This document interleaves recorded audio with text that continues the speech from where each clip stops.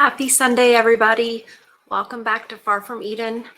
I love Sundays because we do literary archaeology on Sundays.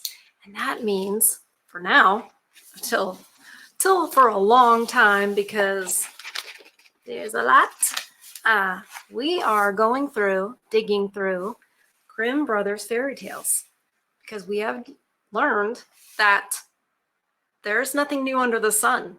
And there's so much truth in these old stories that the Brothers Grimm collected that it's just mind-boggling. Two things are mind-boggling. How much truth is in these fairy tales about the nature of people, both male and female, and the nature of life, the lessons in it. And secondly, the way that these have been hidden from us. Not just the tales themselves, because they certainly have. We know that Cinderella and Sleeping Beauty and Snow White are not the same. The Disney versions are not the same as what is in here. Also, these tales are from 1812 and 1815. Well, the tales are from a lot longer ago than that, but they were first published in 1812 and 1815.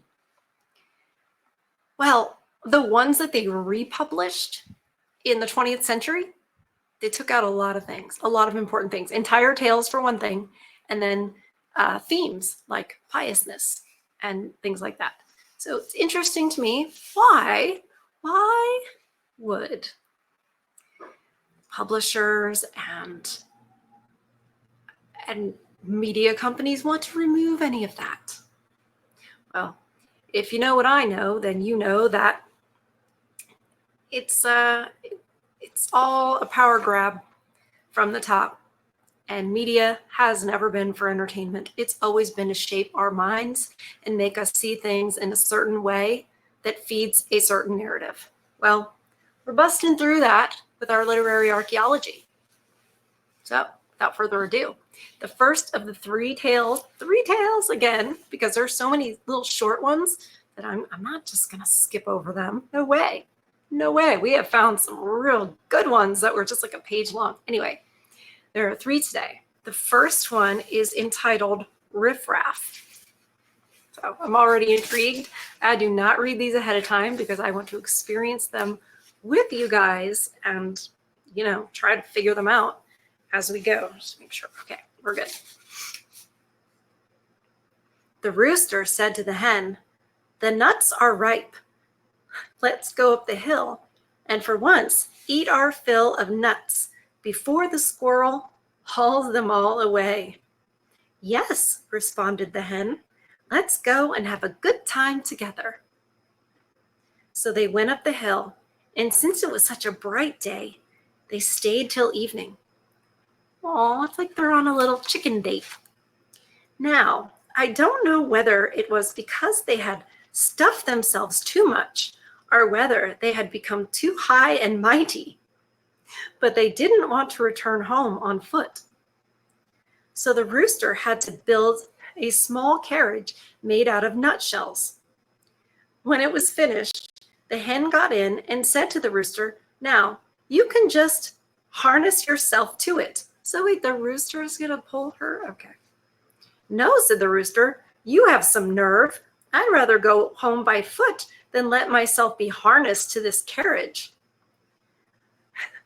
"No, that wasn't part of our bargain. I'd gladly be coachman and sit on the box, but I refuse to pull the carriage." As they were quarreling, a duck came by quacking and pouted. "You thieves, who said you could come up on my nut hill? You just wait, you'll pay for this." She charged at the rooster with a wide open beak, but the rooster was on his toes and threw himself at the duck's body nice and hard. Then he dug his spurs into her so violently that the duck begged for mercy and willingly let herself be harnessed to the carriage as punishment. Now the rooster sat down on the box as coachman, and off they went in a gallop. The duck is galloping. Oh, this one's funny. "Duck, run as fast as you can," cried the rooster.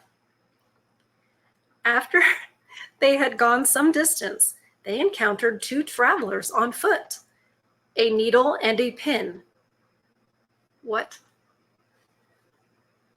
Sorry, what? A needle and a pin, who called and asked them to stop. They said it would soon be very dark, and they wouldn't be able to go one step farther. Besides, the road was dirty. So they asked if they could have a ride. What? They had been at the tailor's tavern outside the town gate and had one beer too many, which made them late as well.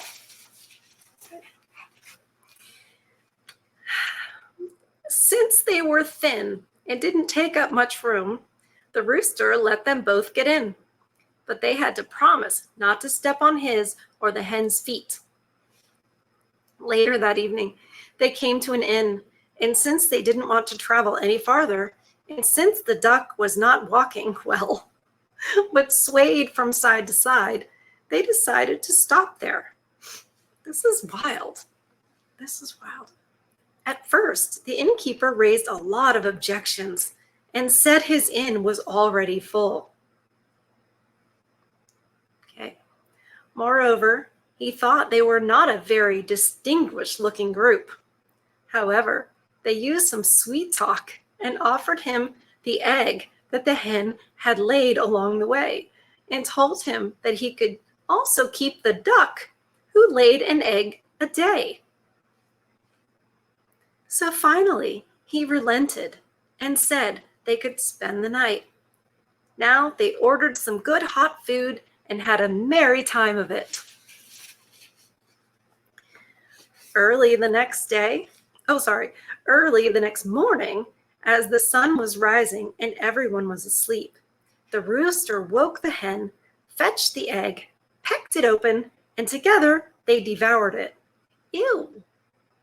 But you know, chickens eat everything. So, okay, we won't pay attention to that, I guess. After throwing the shells on the hearth, they went to the needle, who was still asleep, grabbed him by the head, and stuck him into the innkeeper's easy chair. Then they stuck the pin into the innkeeper's towel. Finally, without much ado, they flew away over the heath. The duck, who liked to sleep in the open air and had spent the night in the yard, heard the flapping of their wings. So she roused herself, found a brook, and swam away. Okay. That went much faster than being harnessed to a carriage. A few hours later, the innkeeper got out of bed, washed himself, and took the towel to dry himself. However, the pin scratched his face, leaving a red mark from ear to ear. Then he went into the kitchen and wanted to light his pipe, but as he leaned over the hearth, the eggshells popped into his eyes. "Everything's attacking my head this morning," he said, and went to sit down in his easy chair to settle his bad mood. But he jumped up immediately and screamed, "Ow!" The needle had stuck him worse than the pin, and not in the head. Now he was completely angry and suspected the guests who had arrived so late the night before. But when he went looking for them, they were gone. Then he swore he would never again let Riffraff stay at his inn, especially when they eat so much, pay nothing, and play mean tricks on top of it all. And that's the end of that story. You know, I don't know if it's me, but it seems like there has been a strong theme lately where, let's just say, he didn't want to welcome them into the inn because it was like a rooster, a hen, a goose, and a needle and a pin. It's like a little shady, right? It was like kind of a shady group of people, and they weren't from around here. I you know what? This is like being from a small town in the South. When you see, you know, the older people will see some people and go, y'all ain't from around here, are you? And they don't trust people who aren't from around there, or they don't trust people who are a little different. And we live in a society where that is wrong. You're not supposed to be like that. You're supposed to welcome everybody and everything, no matter what they do, no matter what they look like. And you're a bad person if you don't. But maybe it's a good lesson to say, you know, maybe keep out the riffraff. Keep out the riffraff, because sometimes they're up to no good. Now, maybe sometimes they're not, but do you really want to risk it? So these are stories that used to be told. And if we still grew up with stories like this, if the last several generations had grown up with stories like this, would we have accepted the riffraff that has gotten in? And I'm not talking about a certain color of people, a certain nation, a certain whatever. I'm saying people that don't share our ways of life. You know, maybe there's something to protecting your own and keeping to your own. Maybe there really is something good about that. Maybe it doesn't mean you hate other people. Maybe it doesn't mean you hate a rooster and a hen and a goose and a needle. Maybe you don't hate those, but maybe you're just like, you know, but I love what we have here and I want to protect it and keep out the riffraff. It's so good. I mean, it's true. And there's a reason why these stories were sort of, well, no, you don't need to read about this. Let's change the bedtime stories you read, or let's have you not read bedtime stories to your children anymore. Because if we kept reading stuff like this, if we kept having these be the lessons we teach our kids, we wouldn't have allowed the riffraff in. And I think that's good for that one. Now, we're skipping because the next one in my book is Rapunzel. Oh, sorry. The next one in the book is Little Brother and Little Sister, and we've read that one. And then the one after that is Rapunzel, and we've read that one because we were going with my 20th century book. And what we learned is that is way too woke. And so now we're going in the order of these. So that means that the next one is The Three Little Men in the Forest. All right. There was a man whose wife died, and he was undecided whether he wanted to marry again. Finally, he took off one of his boots that had a hole in the sole and said to his daughter, his only child, "Take this boot and carry it up to the loft, where you'll find a large nail. Hang the boot on the nail, then fetch some water and pour the water into the boot. If it holds the water, I'll get married again. But if it leaks, I'll let things remain as they are." The maiden did as she was told. We used to do that. The water drew the hole together. The boot became full to the brim.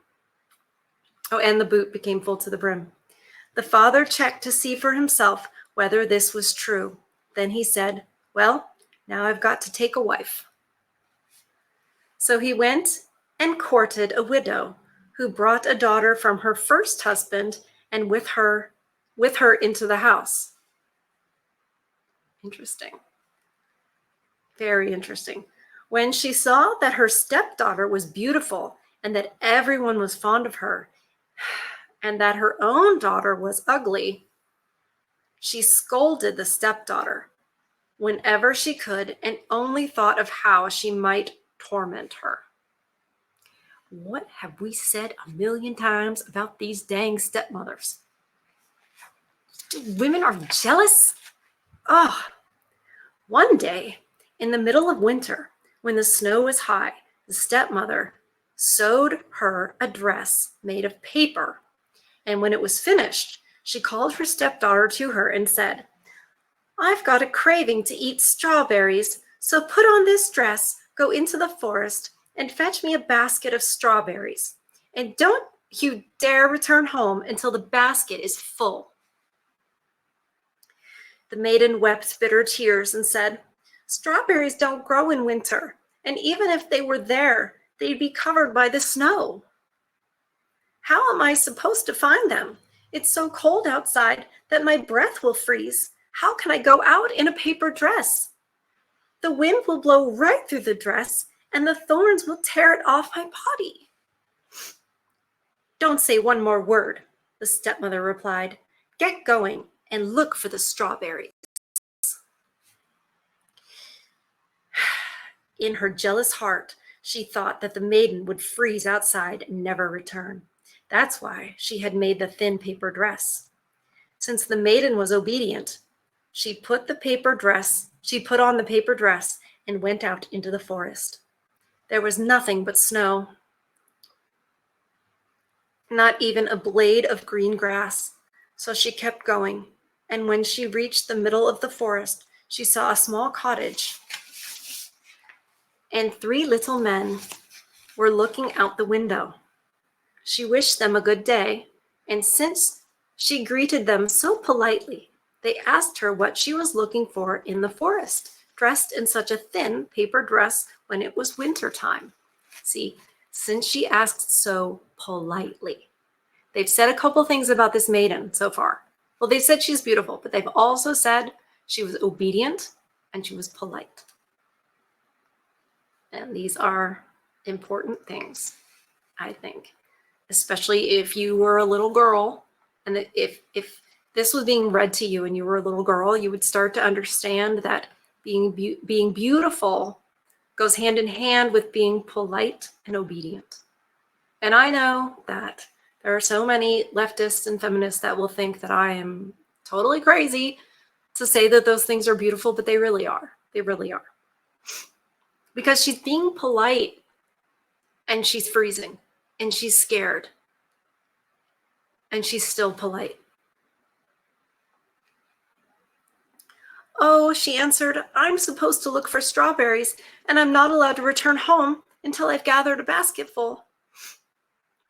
The 3 little men responded, "Go behind our house and clear the snow away. The strawberries have been protected there and have grown. You'll find enough to fill your basket."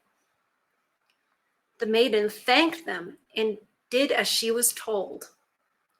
While she cleared away the snow and gathered the strawberries, the 3 little men began talking among themselves. "Since she's been so polite to us and is so beautiful, what gifts should we grant her?" Aw, aw. "I'll make sure that she becomes even more beautiful than she is. This is my gift," one of the little men said. It's like they're like leprechauns or something magical. "Each time she speaks, golden coins will fall out of her mouth." "That will be my gift," said another one of the little men. "I'll grant her a king who will come and take her for his wife," the third little man said. When the maiden came back to them, they bestowed their gifts on her, and when she wanted to thank them, golden coins fell out of her mouth. Then she went home, and the stepmother was astonished by the strawberries that she had brought with her, and was even more astonished when she saw the coins that fell from the girl's mouth. Shortly thereafter, a king came, took the maiden with him, and made her his wife. Now the mother thought about how she might provide her daughter with the same great fortune. So she saved her a splendid, sorry, I'm getting too excited. This is so good. Okay. So she sewed her a splendid fur coat and told her to go into the forest and ask the little men for a gift. But the men saw that she had a wicked heart, and instead of giving her good gifts, they gave her bad ones. They first wished that she would freeze in her fur coat as if it were made of paper. Oh boy. The second wished that she would grow uglier with each passing day. The third wished that she would die a miserable death. Oh boy, because she had a wicked heart. Wicked heart goes with ugly. Polite, obedient, sweet, all of those things goes with beautiful. This used to be what we knew. And so you wouldn't have, chicks with filters like, look at me, I'm beautiful. But you have a nasty heart. And men still understand that. And as soon as you're a beautiful woman, like beautiful aesthetically, opens her mouth and is nasty, the attraction just goes away. And women don't get that. That's why they don't get why y'all are walking away. Because it doesn't matter what you look like. Your hearts are wicked.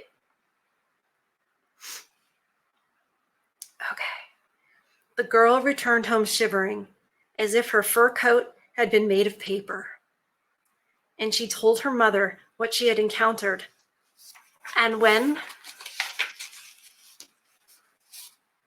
her mother saw that the curses of the 3 men were starting to take effect, she thought only of avenging herself. So she went to her stepdaughter. Oh, okay, we're going to the stepdaughter now. So she went to her stepdaughter, who was now the queen, and pretended to be friendly and charming. Consequently, she was welcomed and given her own apartment. Shortly thereafter, the queen gave birth to a prince, and one night, when she was alone and sick and weak, the wicked stepmother lifted her out of the bed with the help of her daughter, and they carried the queen outside to a river and threw her into it. Dang! The next morning, they told the king that the queen had died during the night. The following night, the kitchen boy saw a duck swimming through the drain into the kitchen, and it asked, "Are all my guests now sound asleep?" Wait a minute. Hold on. Sometimes these tales take a turn, and you're like, wait, what happened? Where are we? Okay. So they told the king that she had passed in the night. Following night, the kitchen boy saw a duck swimming through the drain into the kitchen, and it asked, so the duck is saying this, "Are all my guests now sound asleep?" Then the kitchen boy answered, "Yes, indeed. You can't hear a peep. How about that baby of mine? He's asleep and doing just fine." Then the duck assumed the shape of the queen. Well, of course. Then the duck assumed the shape of the queen, went upstairs, suckled and nursed the baby, plumped up his little bed, covered him, and returned to the drain, where she swam away as a duck. This happened the next night too, and on the third night she said to the kitchen boy, "Go and tell the king to take his sword and swing it 3 times over my head on the threshold." The kitchen boy ran and told the king, and when he swung the sword 3 times, his wife appeared before him, alive and well. The duplicity of the stepmother and her daughter was now clear as day, and they were cast into the forest to be devoured by wild animals. Because you're not going to get away with that in the Grimm fairy tales. It's not going to go well for you. Again, beauty equals good character. You cannot have a beautiful woman without good character. The men know this, and that's why it doesn't matter how hot these chicks are. This is why, according to Homath's terminology, you will not be a keeper. You will be a sleeper or a sweeper, because you're not good for relationship if you have a wicked heart, if you're not polite, if you're not obedient in the right settings, men aren't interested in that. And women can say, "I don't like that. I don't think that's right." And they can say that all day long, but it doesn't mean they get to decide what men should and should not want. They're allowed. Men are allowed to say, "No, I don't want," if that's what a woman's going to be, then I don't want one. They're allowed to say that. They're allowed to say that. Hold on a second, you guys. You guys know I'm still trying to get over this flu bug. So don't worry. I'm okay. I know you guys worry about me. I know you do. And I love that you do. But I'm doing all right. taken the zinc and the echinacea. And I know you guys are going, no, I haven't done the copper yet. Oh, Kevin, right? Kevin Ward talking to me about the copper. I haven't done the copper cups yet for the MS, but it's on my list. The last tale that we have is called Nasty Flax Spinning. Oh my gosh, I love these tales so much. It's like going back in time. It's like going back in time and taking a peek at what people believed, what they knew, how they lived. And it just feels like, I don't know, it's peaceful to me. Because it just feels, this feels more real. Isn't that funny? We can be reading about, ducks who talk and 3 little men who live in the woods and can, do magic and stuff. And it's more real than this sort of the fakery we're surrounded with in our society, where we're so detached from what's real, what's natural. And I mean, that kind of goes back to my video yesterday about where we were watching Dwayne from Dry Creek Wrangler School. We're so detached from what's real. And this is like being able to be immersed in it. And it feeds my soul. So let's read about nasty flax spinning. Oh, can't wait to get my hair trimmed and done next week because it's attacking my face. Nasty flax spinning. In olden times, there lived a king who loved flax spinning more than anything else, and his daughters had to spin the entire day. If he didn't hear the wheels humming, he became angry. Over time, he had to take a trip. Oh, by the way, sorry, not to interrupt, but there's a cute little doggy who is, she's extra. And she reminds me when she distracts me to ask you guys to like the video, subscribe to the channel, share it with your favorite feminist.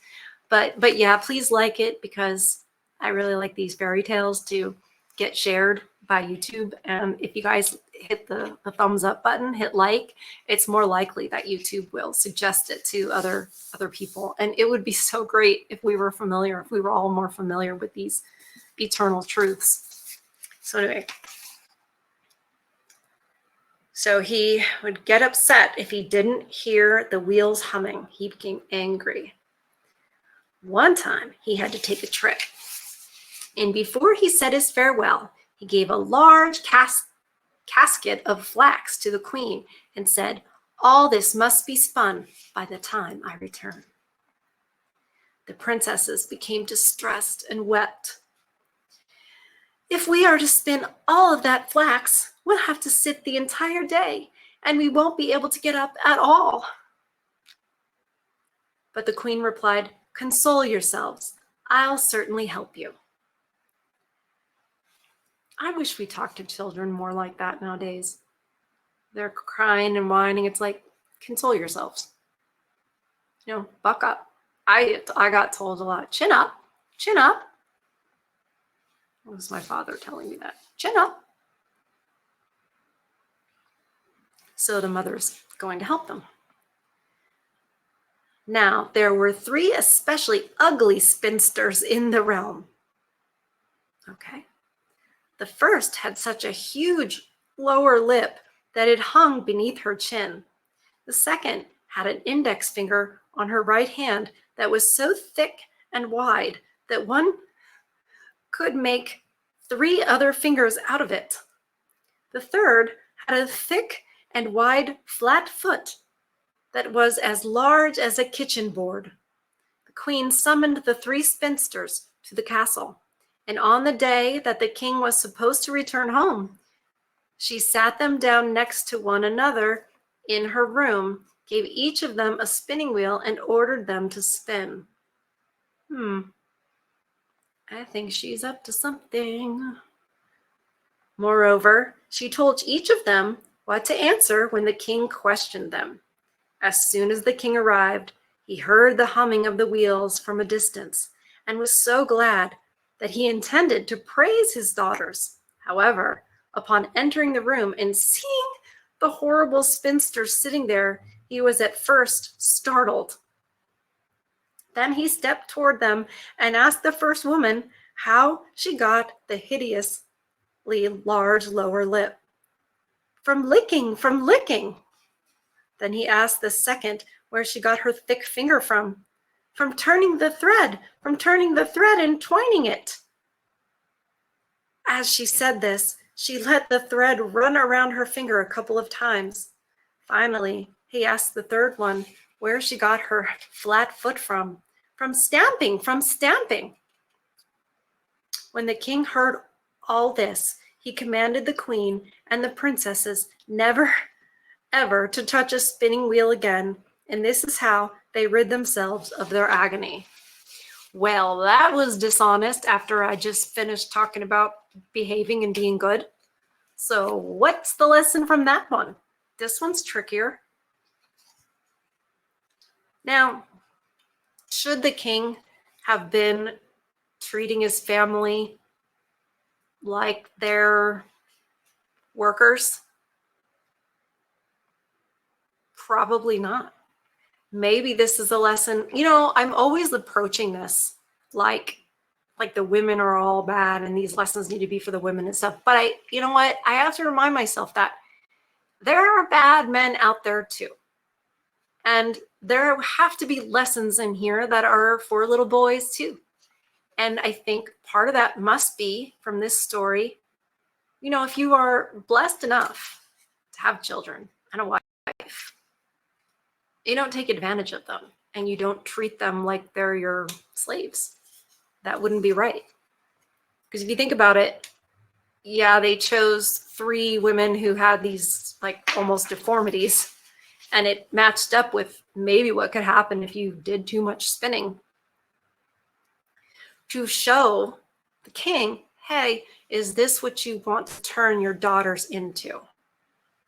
And you know, see, as I think about it, true, because this is a lot of work. Now, I'm not saying women shouldn't work. I have often said that if you're keeping a home, if you're really keeping a home and raising a family, there is work to be done from sunup to sundown. And in the middle of the night too. If the kids get up, if there's a nightmare, if there's somebody messes the bed, whatever, you got to take care of it. If the husband's sick, you got to take care of these things. And I think it's a beautiful thing. What a lovely labor of love that is. But at the same time, there are certain types of work that do not improve a woman. There's types of work and schedules of work that will masculinize her. It's just the truth. If you look at women who have worked outside of their homes and outside of for their families for a long period of time, especially in high pressure jobs, nurses, you know, all kinds of jobs like that, you can see the masculine edge. And it's sort of a survival, like a survival instinct that you have to create, like you have to, what is the word I want? You have to sort of take it on. You have to get that edge as a woman if you're going to deal with bosses, patients, and like all the pressure and all the stress. It's going to bring out the masculinity in you and create this edge. And maybe that's part of the story too. Like, hey, maybe don't expect the women to work like that if you don't want the results. And maybe your daughters and your wife, maybe their goal isn't so you can have more flax spun so you can hear the spinning, because obviously there's a lot of things that could be done during the day besides that. So maybe that's a lesson for the little boys and the young men, that's not going to make them better young ladies. That's going to harden them. And yeah, they're not always obvious to me. Sometimes I've got to really think about these stories, but there's always a lesson in there. It's always there. And you know, if only we still lived in a time where these stories were part of who we are. I think some of us are so distanced from these truths. We've been living for, it's only been like the last 5 minutes, but it's been enough generations that so many people don't understand, like, well, men and women are equal. Well, we're the same. Well, we're not calling it our husband or our wife anymore. We're calling it a partner. And we're just accepting that, oh, we both do the same things. We both have a career. We both have, like, I have a bank account, you have a bank account. It's not at all what used to work and what worked for centuries. And it's no wonder it's falling apart. It's no wonder. It very much looks like the end. It very much looks like what the end of a civilization looks like. The amount of social decay and breakdown, it's crazy. And I don't think it's a coincidence that we're distanced from the truths of this book and from the Bible. And I think that so much of the truth that's in these tales can only be derived, can only come from a culture that recognizes the Bible as true. This just fleshes it out in a little different, a little more of like a mushroom trip type of way. Sometimes it seems like that. That was good. Those are so good. Well, I hope you guys enjoyed those as much as I did. I always feel really peaceful afterwards and contemplative, just trying to squeeze out all the wisdom from these tales that I can. And I'm just so grateful for them. So grateful that I have these, that I can hold in my hand. No overlords can come and change what this says. We can't do it. So I hope you guys have had a lovely Sunday. Please hit the like button on this video. Share this fairy tale far and wide. Fairy tales far and wide. So hopefully people can, even if they don't watch the other videos I make, maybe they'll see some value in the Grimm Brothers fairy tale series that we're doing. It's like very near and dear to me. So, thank you guys so much, and protect your peace. Feed your souls. I love you guys, and I'll see you on the next one. Okay? Bye.